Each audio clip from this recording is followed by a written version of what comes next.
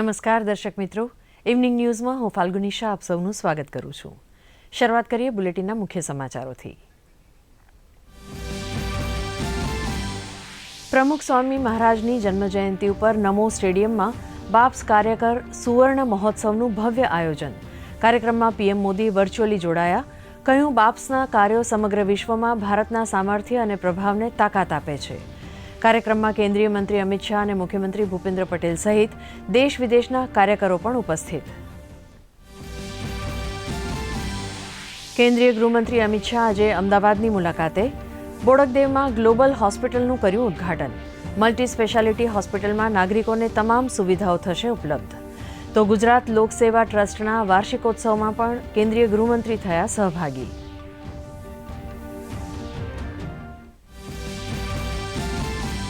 Gujarat high court કેમ્પસમાં નવી 21 court building અને આઈટી સેલની બિલ્ડિંગ સહિત વિવિધ પ્રકલ્પોનું મુખ્યમંત્રી ભૂપેન્દ્ર પટેલે કર્યું ભૂમિપૂજન અને ઉદ્ઘાટન. સુપ્રીમ કોર્ટના ન્યાયાધીશ સૂર્યકાંત અને ચીફ જસ્ટિસ સુનિતા અગ્રવાલ રહ્યા ઉપસ્થિત. ભૂપેન્દ્ર પટેલે કહ્યું, લોકોને ઝડપી ન્યાય મળે તે જરૂરી. નવા જંત્રી દર લાગુ કરવા મામલે રાજ્ય સરકારના પ્રવક્તા મંત્રીનું નિવેદન. ઋષિકેશ પટેલે કહ્યું, જંત્રી બાબતે વાંધા અરજીઓ લેવા માટે 1 માસનો વધારો. 20મી ડિસેમ્બર હતી અંતિમ તારીખ. હવે ઓનલાઈન સાથે ઓફલાઈન વાંધા અરજીઓ પણ લેવાશે.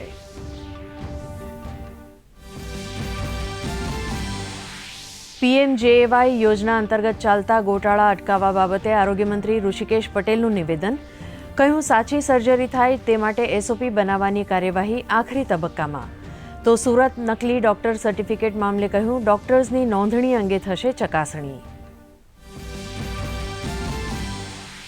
કેન્દ્રીય આરોગ્ય મંત્રી જેપી નડ્ડાએ પંચકુલાથી દેશવ્યાપી ટીબી નાબૂદી અભિયાનનો કરાવ્યો પ્રારંભ.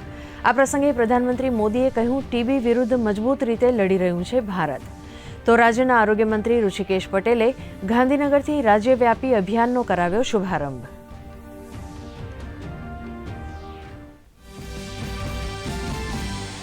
એમએસએમઈ ઉદ્યોગ ક્ષેત્રે 21.82 લાખ ઉદ્યમ રજીસ્ટ્રેશન સાથે ગુજરાત દેશમાં 5મા ક્રમે, મહારાષ્ટ્ર પ્રથમ ક્રમે.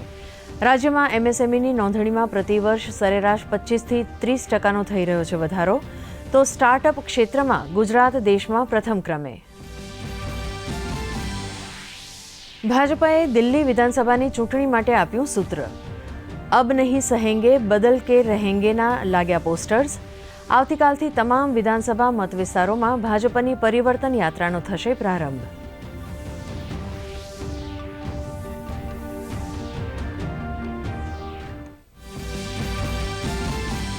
ઓસ્ટ્રેલિયા વિરુદ્ધ એડિલેડ ટેસ્ટ મેચના બીજા દિવસે ટીમ ઇન્ડિયા બીજી વખત બેટિંગ કરવા ઉતરી. ભારતે પ્રથમ દાવમાં બનાવ્યા હતા 180 રન. જવાબમાં ઓસ્ટ્રેલિયાએ 337 રન બનાવીને 157 રનની મેળવી લીડ. બીજી ઇનિંગ્સમાં ભારતની સ્થિતિ નબળી. દિવસની રમતના અંતે ટીમ ઇન્ડિયાના 5 વિકેટના ભોગે 128 રન. સમાચાર વિગતવાર. બાપ્સ સ્વામિનારાયણ સંસ્થા દ્વારા અમદાવાદના નરેન્દ્ર મોદી સ્ટેડિયમમાં કાર્યકર સુવર્ણ મહોત્સવનું ભવ્ય આયોજન કરાયું છે. આ કાર્યક્રમમાં પ્રધાનમંત્રી નરેન્દ્ર મોદીએ વર્ચ્યુઅલી જોડાઈને સંબોધન કર્યું હતું. પ્રધાનમંત્રીએ જણાવ્યું હતું કે બાપ્સ કાર્યકર સુવર્ણ મહોત્સવ માનવતાની સેવાનો મહોત્સવ છે. બાપ્સના કાર્યો સમગ્ર વિશ્વમાં ભારતના સામર્થ્ય અને પ્રભાવને તાકાત આપે છે. તો કોરોના કાળમાં બાપ્સના કાર્યકરોએ જે સેવા કરી છે તે અભૂતપૂર્વ છે. સાથે જ આ કાર્યક્રમમાં કેન્દ્રીય ગૃહમંત્રી અમિત શાહ અને મુખ્યમંત્રી ભૂપેન્દ્ર પટેલ સહિત દેશ વિદેશના કાર્યકરો પણ ઉપસ્થિત રહ્યા છે. ये इतना बड़ा कार्यक्रम 1 लाख कार्यकर्ता युवाओं और बच्चों द्वारा बीज, वृक्ष और फल के भाव को अभिव्यक्त करते हुए सांस्कृतिक कार्यक्रम मैं आपके बीच भले ही साक्षात उपस्थित नहीं हो सका हूं, लेकिन मैं इस आयोजन की ऊर्जा को हृदय से महसूस कर रहा हूं. साथियों, कार्यकर सुवर्ण महोत्सव सेवा के 50 वर्ष की यात्रा का एक महत्वपूर्ण पड़ाव है. 50 वर्ष पहले स्वयंसेवकों का रजिस्ट्रेशन करके उन्हें सेवा कार्यों से जोड़ने की शुरुआत हुई।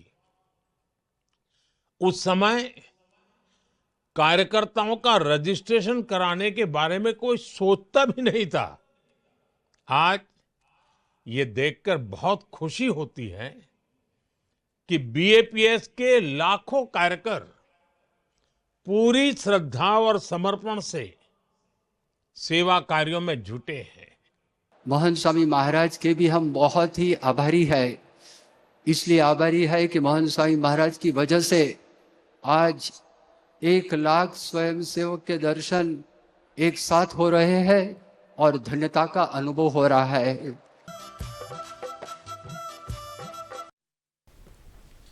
કેન્દ્રીય ગૃહમંત્રી અમિત શાહ આજે ગુજરાતની મુલાકાતે છે. તેમણે અમદાવાદના બોડકદેવ વિસ્તારમાં 50 કરોડના ખર્ચે તૈયાર થયેલ ગ્લોબલ હોસ્પિટલનું ઉદ્ઘાટન કર્યું હતું. આ કાર્યક્રમમાં જગન્નાથ મંદિરના સંત દિલીપદાસજી महाराज દ્વારા કેન્દ્રીય ગૃહમંત્રી અમિત શાહનું સન્માન કરવામાં આવ્યું હતું. આ મલ્ટી સ્પેશિયાલિટી હોસ્પિટલમાં નાગરિકોને તમામ સુવિધાઓ ઉપલબ્ધ થશે. કેન્દ્રીય ગૃહમંત્રી અમિત શાહ અમદાવાદના વૈષ્ણોદેવી સર્કલ પાસે આયોજિત ગુજરાત લોકસેવા ટ્રસ્ટના વાર્ષિકોત્સવમાં પણ સહભાગી થયા હતા. લોકસેવા ટ્રસ્ટના 34 વર્ષ પૂર્ણ થવાના પ્રસંગે લોકસેવા ટ્રસ્ટ દ્વારા દિવ્યાંગોને ટ્રાયસિકલનું વિતરણ, વૃદ્ધોને વૃદ્ધાવસ્થામાં મદદરૂપ થાય તેવા યંત્રો અને અન્ય મદદ તથા યુવાનોને ખેલ સહાય વગેરે વિતરિત કરવામાં આવ્યા હતા. આ પ્રસંગે કેન્દ્રીય ગૃહમંત્રી અમિત શાહે લાભાર્થીઓ સાથે મુલાકાત પણ કરી હતી. કોઈપણ ઉદ્દેશ માટે સાતત્યપૂર્ણ રીતે 35 વર્ષ સુધી કામ કરે ત્યારે સંસ્થા ચલાવવાવાળાને અભિનંદન આપવા પડે. અને એમાં પણ સેવાનું કામ, નિસ્વાર્થ સેવાનું કામ જે સંસ્થા કરતી હોય અને સળંગ 35 વર્ષ સુધી એ કામને એક ધારી ગતિથી આગળ વધારતા રહેવું એ બહુ કઠિન કામ છે ને હું એ જાણું છું. એટલા માટે ગુજરાત લોક સેવા ટ્રસ્ટના સૌ કરતા ધર્તાઓને હું હૃદયપૂર્વક અભિનંદન. સૌથી મોટો આત્મસંતોષ બીજા માટે કામ કરવાથી જ થતો હોય છે. મુખ્યમંત્રી ભૂપેન્દ્ર પટેલ દ્વારા હાઈકોર્ટના વિવિધ પ્રકલ્પોનું ખાતમુહૂર્ત અને લોકાર્પણ કરવામાં આવ્યું હતું. જેમાં નવી 21 કોર્ટ બિલ્ડિંગ, સ્ટાફ અને રેકોર્ડ માટે એડમિનિસ્ટ્રેટિવ બિલ્ડિંગ, આઈટી સેલની બિલ્ડિંગ તથા નવા રિક્રિએશન સેન્ટરનું ભૂમિપૂજન કરવામાં આવ્યું હતું. આ કાર્યક્રમમાં મુખ્યમંત્રીની સાથે આરોગ્યમંત્રી ઋષિકેશ પટેલ, ચીફ જસ્ટિસ સુનીતા અગ્રવાલ અને સુપ્રીમ કોર્ટના જજ જસ્ટિસ સૂર્યકાંત પણ ઉપસ્થિત રહ્યા હતા. રાજ્ય સરકાર દ્વારા જંત્રીના દરમાં વાંધા અરજીની મુદતમાં વધારો કરાયો છે. નવા જંત્રીના દરો મામલે વાંધો હોય તેવા પક્ષકારોને સુવિધા માટે 1 માસનો વધુ સમય અપાયો છે. આ અંગે આરોગ્યમંત્રી ઋષિકેશ પટેલે મીડિયાના માધ્યમથી જાણકારી આપી હતી. આદરણીય ભૂપેન્દ્રભાઈ પટેલ સાહેબે 1 મહિનાનો વધારો કર્યો છે વાંધાઓ લેવાનો, અને અત્યારે આ જે 20 ડિસેમ્બર ના રોજ પૂરી થતી હતી વાંધા લેવાની અવધિ, એ 1 મહિનો એને લંબાવી અને વાંધાઓ લેવામાં આવશે. અને સાથે સાથે એ વાંધાઓ પણ હવે ઓફલાઈન ને ઓનલાઈન બંને રીતે લેવાશે. અને સમગ્ર પ્રક્રિયા જેટલા પણ વાંધા આવ્યા છે અને કન્સર્ન જે લોકો આની સાથે સંકળાયેલા તમામ લોકોની સાથે ચર્ચા વિચારણા કરી આ વાંધાઓને પણ જોઈ અને એના પછી જંત્રી બાબતનો નિર્ણય આખરી આદરણીય ભૂપેન્દ્રભાઈ પટેલ કરશે. રાજ્યમાં પીએમજય યોજના અંતર્ગત ચાલતા ગોટાળા અટકાવવા બાબતે આરોગ્યમંત્રી ઋષિકેશ પટેલે નિવેદન આપ્યું હતું.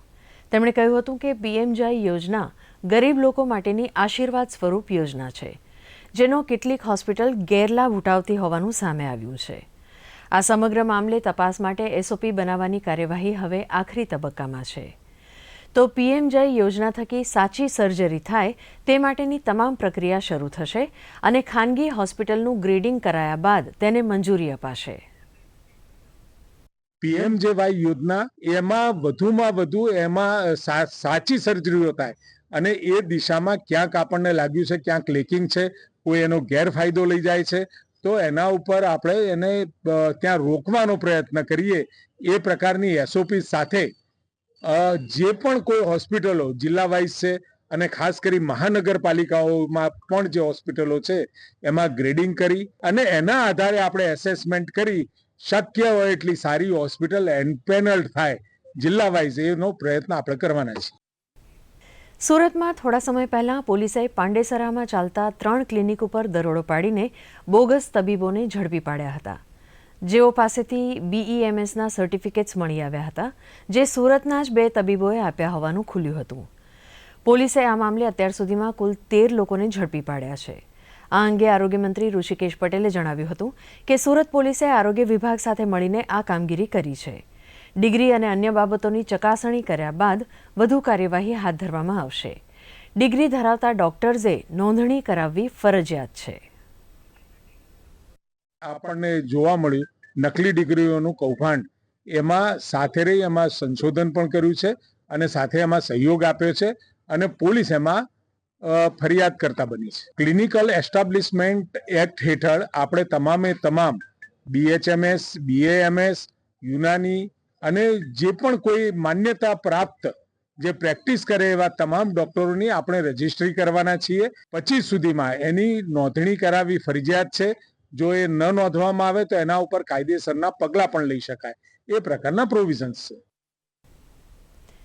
ભારત સરકારના જળશક્તિ મંત્રી અને ગુજરાત ભાજપના પ્રમુખ CR પાટીલ દ્વારા નવસારી જિલ્લા ભાજપ કાર્યાલયનું ભૂમિપૂજન કરવામાં આવ્યું હતું. નવસારી શહેરના ગ્રીડ વિસ્તારમાં ભાજપ કાર્યાલય બનાવવામાં આવશે. આ કાર્યાલય માટે કુલ 40,000 ચોરસ મીટરની જગ્યા ફાળવવામાં આવી છે. 6,000 ચોરસ મીટરમાં RCCનું ભૂકંપ પ્રૂફ બાંધકામ થશે, જેમાં સેલર પાર્કિંગ અને સ્ટોર રૂમ બનાવવામાં આવશે. અંદાજે 1 વર્ષના સમયગાળામાં આ કાર્યાલયનું બાંધકામ પૂર્ણ થશે.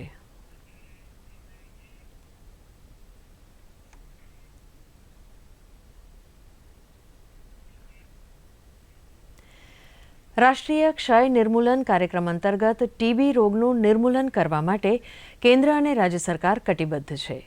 આરોગ્ય મંત્રી ઋષિકેશ પટેલે ગાંધીનગરની GMIRS મેડિકલ કોલેજ ખાતે 100 દિવસીય ક્ષય નાબૂદી અભિયાનનો રાજ્યવ્યાપી શુભારંભ કરાવ્યો હતો. આ અભિયાન દરમિયાન સમાજમાં રહેલા TBના નવા કેસ ઝડપથી શોધી કાઢવા, ત્વરિત અને સઘન સારવાર કરવા તેમજ જનભાગીદારી દ્વારા પોષણયુક્ત આહારની કિટ્સ પૂરી પાડવા જેવી વિવિધ કામગીરી કરવામાં આવશે. હવે આયુષ્યમાન આરોગ્ય મંદિર સુધી, એટલે કે લગભગ સમગ્ર દેશની વાત કરીએ તો 1,72,000 જે આયુષ્ય આરોગ્યમાન મંદિર છે એમાં એનું પરીક્ષણ થશે.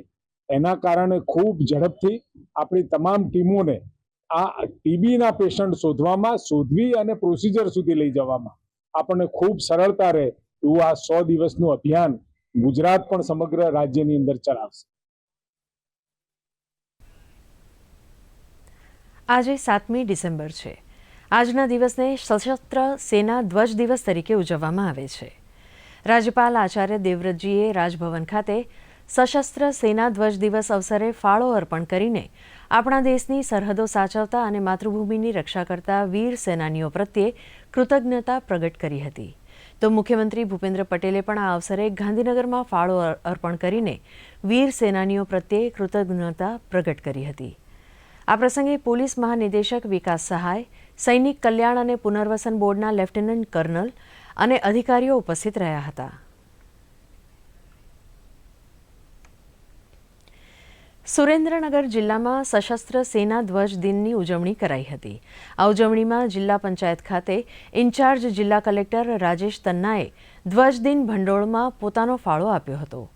રાજેશ તન્નાએ જણાવ્યું હતું કે સેનાના જવાનોના સાહસ, શૌર્ય અને બલિદાનને યાદ કરીને તેમનું સન્માન કરવા સમગ્ર દેશમાં પ્રતિવર્ષ સશસ્ત્ર સેના ધ્વજ દિવસની ઉજવણી કરાય છે. આ દિન નિમિત્તે દેશના તમામ નાગરિકો સૈનિકો પ્રત્યે ઋણ અદા કરવાની જવાબદારી સમજીને સશસ્ત્ર સેના ધ્વજ દિન ભંડોળમાં ઉદાર હાથે યથાયોગ્ય ભંડોળ આપીને કૃતજ્ઞતા વ્યક્ત કરી શકે છે. એ લોકોના બલિદાનને આપણે યાદ કરીએ છીએ અને એમના પરિવાર પરત્વેની આપણી સંવેદનાઓ વ્યક્ત કરવા માટે આપણે સૌ યથાશક્તિ યોગદાન આપણો ફાળા સ્વરૂપે પણ આપીએ છીએ અને આ ફંડમાં એ લોકોના પરિવારના વિકાસને અને એમની જે કાળજી લેવાની હોય એના બધા કામોનો ઉપયોગ કરવામાં આવે છે. વાઇબ્રન્ટ ગુજરાત ગ્લોબલ સમિટ જેવા ફ્લેગશિપ કાર્યક્રમોના પરિણામે અનેક મોટા ઉદ્યોગોએ ગુજરાતમાં રોકાણ કર્યું છે. છેલ્લા 2 દાયકાથી એમએસએમઈ ક્ષેત્રે પણ ગુજરાત સતત પ્રગતિ કરી રહ્યું છે. એમએસએમઈ ઉદ્યોગ ક્ષેત્રે 21.82 લાખ ઉદ્યમ રજિસ્ટ્રેશન સાથે ગુજરાત દેશમાં 5મા ક્રમે રહ્યું છે, જ્યારે મહારાષ્ટ્ર પ્રથમ ક્રમે રહ્યું છે. રાજ્ય સરકારે ગત 2 વર્ષમાં 47,000થી વધુ એમએસએમઈ એકમોને કુલ રૂપિયા 2,089 કરોડથી વધુ સહાય ચૂકવી છે. રાજ્યમાં એમએસએમઈની નોંધણીમાં પ્રતિ વર્ષ સરેરાશ 25થી 30% વધારો થઈ રહ્યો છે. આ ઉપરાંત ઔદ્યોગિક ઉત્પાદનમાં 16% અને જીડીપીમાં 8.6% ફાળા સાથે ગુજરાત 3જા ક્રમે રહ્યું છે, જ્યારે સ્ટાર્ટઅપ ક્ષેત્રે ગુજરાત દેશમાં પ્રથમ ક્રમે છે. નેશનલ ફોરેન્સિક સાયન્સ યુનિવર્સિટી ગાંધીનગરને પ્રતિષ્ઠિત data security council excellence award 2024 એનાયત કરવામાં આવ્યો છે. એકેડેમિયા દ્વારા સાયબર ક્રાઇમ્સ, સાયબર લોઝ અને ડિજિટલ ફોરેન્સિક્સમાં ક્ષમતા નિર્માણમાં શ્રેષ્ઠતા માટે આ એવોર્ડ આપવામાં આવ્યો છે. એનએફએસયુએ તેની શ્રેષ્ઠતા માટે સતત બીજી વખત આ પ્રતિષ્ઠિત એવોર્ડ જીત્યો છે. આ પ્રસંગે એનએફએસયુના વાઇસ ચાન્સેલર પદ્મશ્રી ડોક્ટર જે.એમ. વ્યાસે જણાવ્યું હતું કે આ પુરસ્કાર એ વિશ્વકક્ષાની ક્ષમતાઓની માન્યતા છે જે એનએફએસયુ દ્વારા સાયબર સુરક્ષા અને સાયબર ક્રાઇમ તપાસના ક્ષેત્રમાં બનાવવામાં આવી છે. તેને મજબૂત કરવા માટે યુનિવર્સિટીમાં મોટી પહેલ કરવામાં આવી છે. પ્રસાર ભારતીના અધ્યક્ષ નવનીત સૈગલે આજે અમદાવાદ દૂરદર્શન કેન્દ્રની મુલાકાત લીધી હતી. તેમણે અમદાવાદ દૂરદર્શન કેન્દ્ર દ્વારા ચાલતા કાર્યક્રમોની માહિતી મેળવી હતી અને અમદાવાદ દૂરદર્શન કેન્દ્રના સ્ટુડિયો તથા ન્યૂઝ વિભાગના વેબરૂમની કામગીરી નિહાળી હતી. ત્યારબાદ દૂરદર્શન કેન્દ્ર ખાતે તેમણે રોપારોપણ કર્યું હતું. આ પ્રસંગે તેમણે જણાવ્યું હતું કે પ્રસાર ભારતી દ્વારા લોન્ચ કરાયેલ ઓટીટી પ્લેટફોર્મ વેવ્સ દ્વારા પહેલીવાર ન્યૂઝ ચેનલને જોડવાનું કામ થયું છે. પારિવારિક મનોરંજન અને દૂરદર્શન પર આવતી જૂની સિરિયલ્સ પણ લોકો આ ઓટીટી પ્લેટફોર્મના માધ્યમથી નિઃશુલ્ક જોઈ શકશે.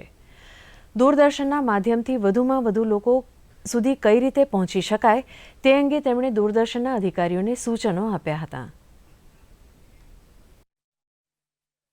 नेशनल पब्लिक इंडिपेंडेंट ब्रॉडकास्टर होने के नाते ये हमारा एक मैंडेट भी है और हमारा कर्तव्य भी है कि हम नवीनतम टेक्नोलॉजी से अपने आम जन को जोड़ें और नवीनतम टेक्नोलॉजी के माध्यम से जानकारियाँ, न्यूज़, उनको मनोरंजन ये उन तक पहुँचाएँ.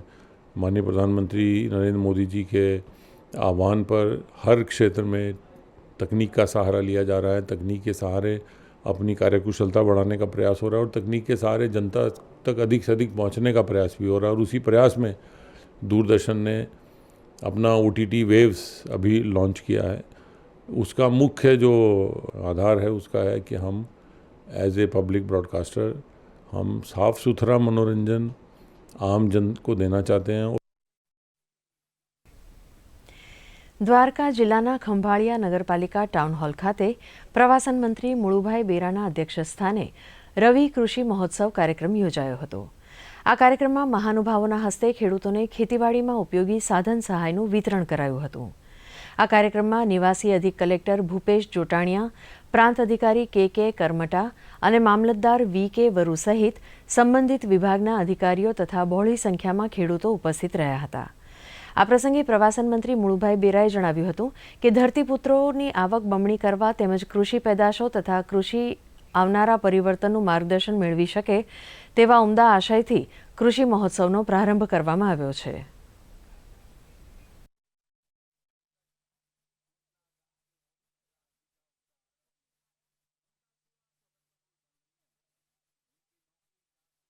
કૃષિ વૈજ્ઞાનિકોના માર્ગદર્શનથી ખેડૂતોને આધુનિક ખેતી કરવા માટે, ખાસ કરીને પ્રાકૃતિક ખેતી માટે અત્યારે આપણી રાજ્ય સરકાર અને કેન્દ્ર સરકાર જે રીતે પ્રોત્સાહિત કરી રહ્યા છે ખેડૂતોને, આ પ્રકારના કૃષિ મહોત્સવ થવાથી, કૃષિ શિબિરો થવાથી ખેડૂતો જ્યારે પ્રગતિશીલ ખેડૂત પોતે જે પ્રાકૃતિક ખેતી કરે છે એ પોતાની વાત જ્યારે મૂકતા હોય છે ત્યારે એમાંથી બીજા ખેડૂતોને પ્રેરણા મળતી હોય છે. એટલે એ ખૂબ સરસ કાર્યક્રમનું આયોજન ખંભાળિયા ખાતે ટાઉન હોલમાં રાખવામાં આવ્યું હતું. છોટાઉદેપુરમાં ભાજપ પક્ષના તાલુકા પ્રમુખ બનાવવા માટેની ઉમેદવારી ફોર્મ ભરવાની પ્રક્રિયા આજથી 2 દિવસ માટે શરૂ થઈ છે. પ્રદેશ નિરીક્ષકોની ટીમ છોટાઉદેપુર ભાજપ કાર્યાલય ખાતે આ કામગીરી કરશે. આ કામગીરીમાં નીજરના ધારાસભ્ય ડોક્ટર જયરામ ગામિત, ચૂંટણી સહઅધિકારી રાજેશ વડેલી અને ગોધરા જિલ્લા ઉપપ્રમુખ મેહુલભાઈ પટેલ જોડાયા છે. દરેક તાલુકાની અંદર 40 વર્ષની ઉંમરનો ક્રાઇટેરિયા રાખ્યો છે, જેને પ્રમુખ બનાવવાનો. 40 વર્ષની ઉંમર એની નક્કી કરેલ છે. એટલે આજથી ફોર્મ સ્વીકારવાનું તૈયાર કર્યું છે 7 અને 8 તારીખ 2 દિવસ માટે. અને જિલ્લા પ્રમુખ માટે 60 વર્ષની ઉંમર નક્કી કરેલ છે કે જેને બી ઉમેદવારી કરવી હોય જે કંઈ કાર્યકર્તા જે 2 ટર્મ સુધી પાર્ટીનો સક્રિય કાર્યકર્તા હોય એ ઉમેદવારી કરી શકશે. અંકલેશ્વર જીઆઈડીસી એસોસિએશન હોલ ખાતે ધારાસભ્ય ઈશ્વરસિંહ પટેલની અધ્યક્ષતામાં અંકલેશ્વર તાલુકાની સંકલનની બેઠક યોજાઈ હતી, જેમાં પ્રાંત અધિકારી, મામલતદાર સહિત વિવિધ વિભાગની કચેરીઓના અધિકારીઓ ઉપસ્થિત રહ્યા હતા. સંકલનની આ બેઠકમાં અંકલેશ્વર શહેરના ચૌટા નાકાથી ગડખોલ ઓવરબ્રિજ સુધીના મુખ્ય માર્ગ ઉપર વીજ કંપની પોલને બાજુમાં ખસેડીને રોડ પહોળો થાય અને ટ્રાફિક જામની સમસ્યાનું નિરાકરણ આવે તે મુદ્દે અધિકારીઓને રજૂઆત કરાઈ હતી. તો ગડખોલ ઓવરબ્રિજ ઉપર પોલ ઊભા કરીને લાઇટની સુવિધા કરવા અંગે પણ ચર્ચા કરાઈ હતી. ઓવરબ્રિજ સુધી જે જીબીના પોલ ઊભા છે અને જે નડતરરૂપ છે એને સાઈડ ઉપર ખસેડી જેથી કરીને રસ્તો પહોળો થાય અને ટ્રાફિક જામ થવાની સમસ્યાનું નિરાકરણ આવે. જીઆઈડીસી વિસ્તારમાં જે કેનાલ છે એમાં જીઆઈડીસી અને અંકલેશ્વર નગરના લોકોને પીવાના પાણી માટે તળાવમાં જે પાણી જે કેનાલ દ્વારા આવે છે એ અત્યારે ઓપન કેનાલ હોવાને કારણે અનેક કચરો અંદર નાખવાને કારણે પાણી જે ખૂબ બગડે છે એના માટે પણ 3 કિલોમીટરની કેનાલની અંદર પાઇપલાઇન દ્વારા તળાવ સુધી પાણી જાય એ પ્રકારની પણ આજે અહીંયા રજૂઆત કરવામાં આવી છે. દિલ્હીમાં વિધાનસભા ચૂંટણી માટે ભારતીય જનતા પાર્ટી તૈયાર છે. અબ નહીં સહેંગે, બદલ કે રહેંગેના નારા સાથે ભારતીય જનતા પાર્ટી દિલ્હીની ચૂંટણી લડશે. તો આવતીકાલથી દરેક વિધાનસભા વિસ્તારમાં ભાજપની પરિવર્તન યાત્રા શરૂ થશે.